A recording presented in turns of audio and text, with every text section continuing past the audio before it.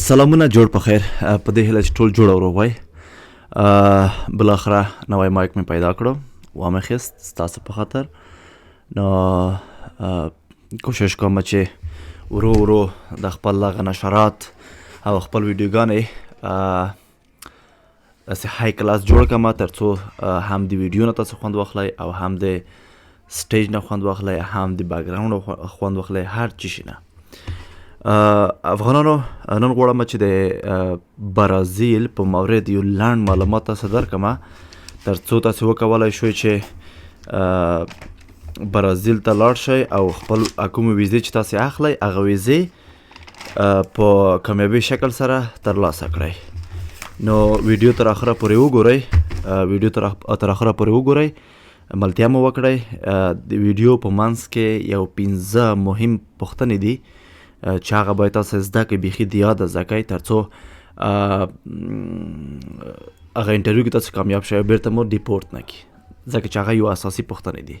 نو راځئ ویډیو وګورو.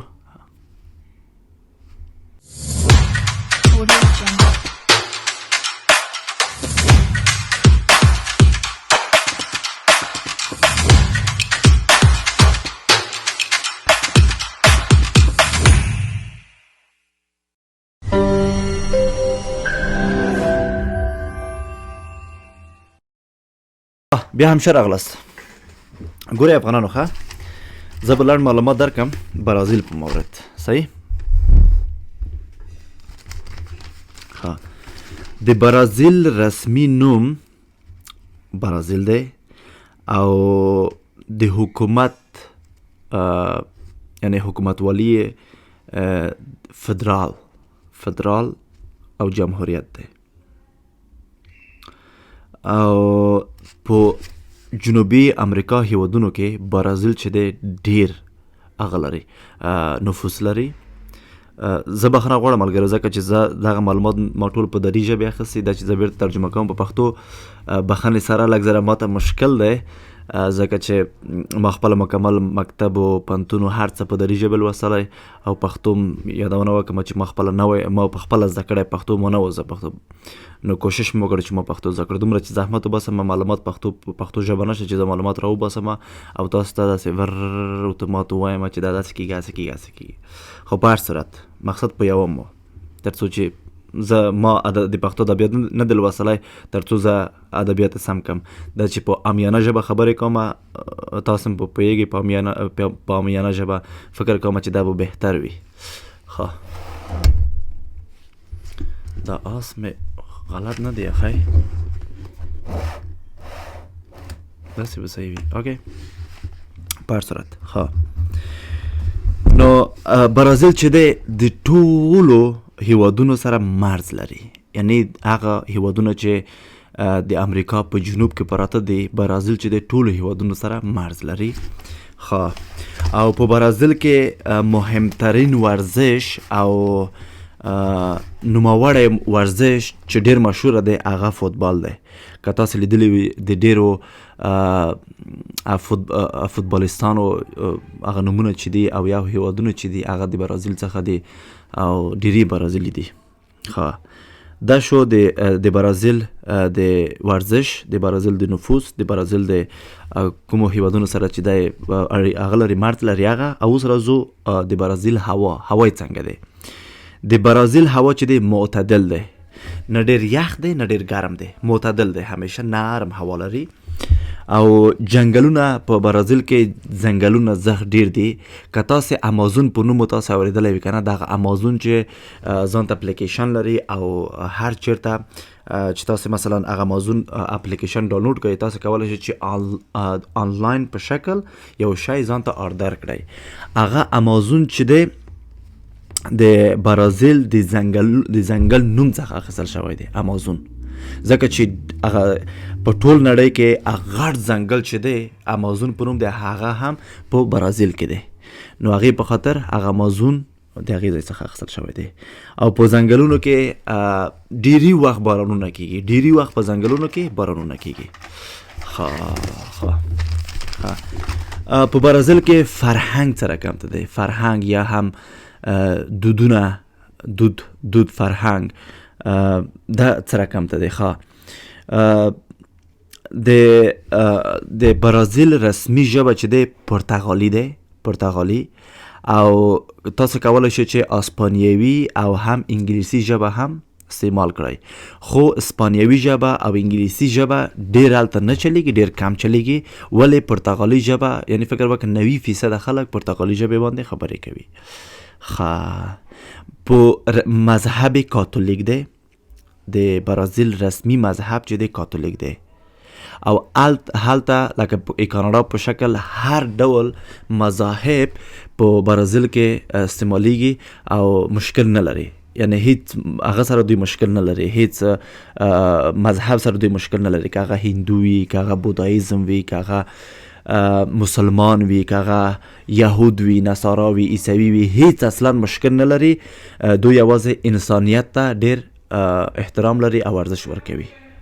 زنده باد انسانیت او دغه مهمترین خارونه کوم دي د برازیل مهمترین خارونه چې دغه تاسو باید یاد زده کله چې په انټرویو کې تاسو څخه پوښتنه وکړي چې تاسو مثلا د برازیل هغه مشهور خارونه تاسو ووایاست تاسو به دغه ورته وایي ګوره ساو پاولو دا چې دی 12 میلیونه نفوس لري او په دې ښار کې د هر هیواد نه دلته خلک دي او رنګ مذاهبونه دي په دې ښار کې لږ نومونه یې سخت دي زه نشم تلفظ کولی بخښنې سره خو دلته یې لیکمه تاسې وګورئ صحیح دی او بل شهر چې دی ښار چې دی ریدو ژوانیرو دی بل ښار دی چې دا ښار یې 450 کاله دا قدامت لري یعنی 450 کاله مخکې په دې ښار کې ودانۍ جوړې شوې وې چې تر اوسه پورې هغه پکې ژوندي دي او خلک د هغه لپاره ځي ویزټ لپاره ځي که چیرې دغه ښار تاسو په انټرویو کې ووایي چې مثلا زموږ دې ښار ته ځو ریو جو وانیرو دې ښار ته ځو ویزټ لپاره ځکه چې 450 کاله تاریخي قدامت لري یعنی زوړ ښار دی د ډېرو هیوادونو څخه دلته خلک ورځي بل ښار چې دی برازیلیا چې دا ښار په 1960 کال کې په رسمي شکل د برازیل پایتخت ونومول شو برازیلیا دغه همچنان تاسو کولی شئ چې په خپل انټرویو کې هلته ووایئ چې موږ دې ښار ته ځو او دا مرکز دی د دې مرکز په مورد موږ ډېرې خبرې اورېدلې دي او دا 1960 کال کې دا تاسیس شوی و غواړو چې دا وګورو دا هغه خبرې دي افغانانو پښتنو پاکستانیانو چې هر څوک دغه ویډیو ګوري دا ډېر مهمې موضوعات دي چې تاسو په انټرویو کې تاسو ووایاست او نورې 15 پوښتنې دي هغه خو 100% تاسو څخه کوي که چیرې هغه تاسو په صحیح ډول سره ځواب ورکړئ زه مطمئن یم چې تاسو به ناکامیږئ نه په خپل انټرویو کې او بل ښار چې دی ریو او دغه په دې ښار کې ریو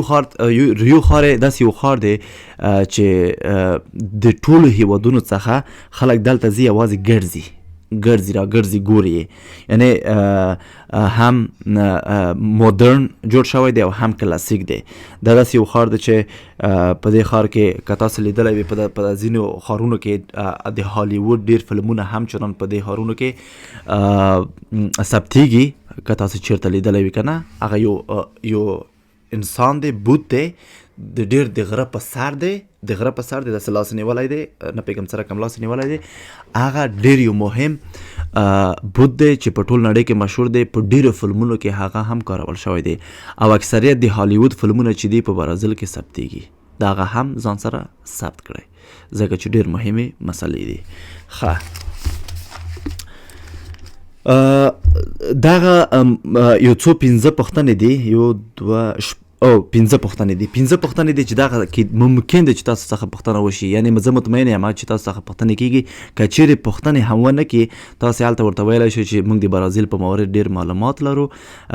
دغه نکات او یا هم دغه نقطې باید موږ ما په مد نظر کې نیولې دي او زه دغو نکتو ته احترام لرم او د دې نکتو په احترام سره زه غواړم چې برازیل زه وګورم او برازیل داسې یو هیواد دی چې ما ډېر څېړنې وکړې او زه یې ځان ته جذب کړی یم تر څو زه برازیل وګورم نو دا ما یو ارزو دی یو امید دی چې زه برازیل ته لاړ شم او برازیل څخه دیدن وکړم دا هغه خبرې دي چې تاسو باید په انټرویو کې وکړئ اول تاسو باید داسې به ورته ووایئ چې اول مهمه نکته یې دغه ده چې مونږ باید مکمل د برازیل عنعنات کلتور فرهنګ هر چیز ته احترام ولرو دا د برازیل حکومت ویلی دی چې هر څوک برازیل ته راځي دغو نکتو ته باید احترام ولري دویم تاسو باید د قوانین او مقرراتو څخه پیروي وکړئ او په احترام ورته ودرېږئ صحیح دی ډېر مهم دی دا خبره هم تاسو څخه باید هیره نشي ډېر مهم دی او بل تاسو باید ځان سره خپل پاسپورت او تذکره ولرئ دا همچنان داسې ووایي چې برازیل حکومت دا یې همچنان ویلي دی چې که چېرې تاسې برازیل ښار کې ګرځئ ځان سره پاسپورت او تذکره ضرور و الزامي دی چې باید ځان سره په جوب کې ولرئ دا ډېرې مهمې نکتې دي ګورئ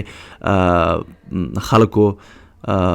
انسانانو پښتنو افغانانو هر څوک چې دا ویډیو ګوري دا مهمې نکتې دي ګوره چې تاسو باید ځان سره تذکره او پاسپورت په ښار کې ولرئ دا د برازیل حکومت ویلي دا زه نه وایم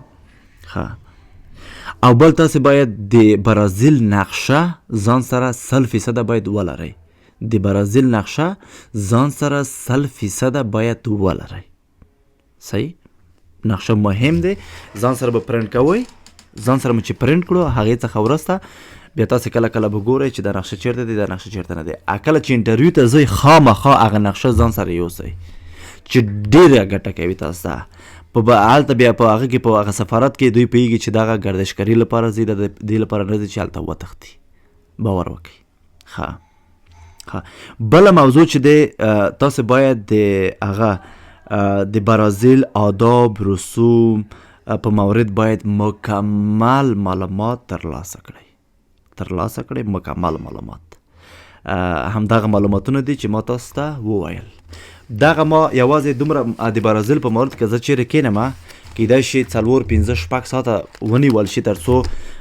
زه خبرې پرې وکړم خو ما هغه مهم نکتې چې تاسو انټرویو لپاره کاروئ هغه نکتې ما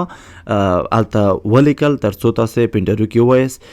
نورو معلوماتو فکر نه کوم چې ضرورت وي همدغه مهمې نکتې دي چې تاسو باید هلته په انټرویو کې ووایاست نو